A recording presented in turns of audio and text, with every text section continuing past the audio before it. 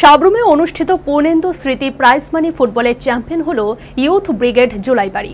উত্তেজনাপূর্ণ ফাইনালে বিজয়ী দল 1-0 গোলের ব্যবধানে হারিয়ে দিল কালা ঢেপাকে। রেকর্ড দর্শক উপভোগ করল রোমাঞ্চকর ফুটবল ফাইনাল। সাবরুমে অনুষ্ঠিত ঐতিহ্যবাহী পূর্ণেন্দু স্মৃতি প্রাইজ মানি নকআউট ফুটবলের রেকর্ড করল মাঠের উৎসাহী দর্শক। কানায় কানায় দর্শক উপভোগ করল রোমাঞ্চকর ফাইনাল ম্যাচটিতে ইয়থ ব্রিগেড জোলাইবাড়ি নামমাত্র গোলের ব্যবধানে কালা ঢেপাকে হারিয়ে চ্যাম্পিয়ন ট্রফি ঘরে তুলে নেয়। বিন্দাস বয়েজ ক্লাব আয়োজিত আসরের ফাইনাল ম্যাচে একাধিক অভিযোগ উঠে আসে দর্শকদের কাছ থেকে। 30 টাকা দিয়ে টিকিট কিনেও মাঠে খেলা উপভোগ করতে পারেননি দর্শকরা। প্রত্যেকেই আয়োজক কমিটির উপর ক্ষোভ উগরে দেন। সাবরুম বয়েজ হোস্টেল গ্রাউন্ড কি কারণে আইছে? এখানে টুর্নামেন্ট চলছে, শুনছিলাম তো এসেছিলাম আজকে বলে ফাইনাল। হ্যাঁ, ফাইনাল ম্যাচ দেখতে আইছিলাম। অনেক দূর থেকে আমরা এসেছিলাম, কিন্তু এখানে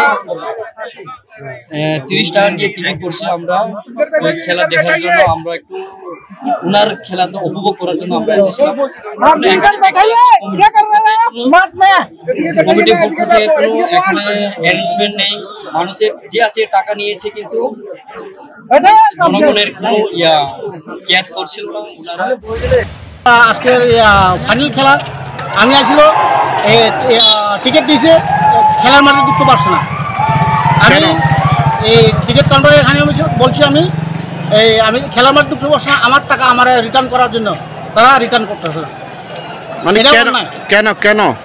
আরে তারা 5000 লোক মাঠে, যদি 5000 লোক থাকলে তারা 5000 ঢুকাবো, 10,000 কেন ঢুকাবো?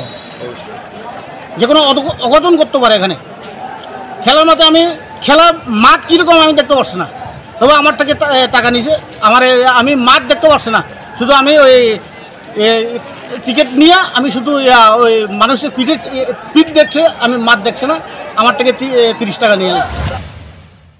ফাইনাল ম্যাচ শেষে চ্যাম্পিয়ন দলের হাতে 1.5 লক্ষ টাকার প্রাইজ মানি ও ট্রফি তুলে দেন ক্রীড়া মন্ত্রী টিঙ্কু রায়, এবং রানার্স দলের হাতে 1,20,000 টাকার প্রাইজ মানি ও ট্রফি তুলে দেন উপস্থিত অতিথিরা। ব্যাপক সাড়া জাগিয়ে শেষ হয় ঐতিহ্যবাহী এই ফুটবল প্রতিযোগিতা। Bureau report, news vanguard.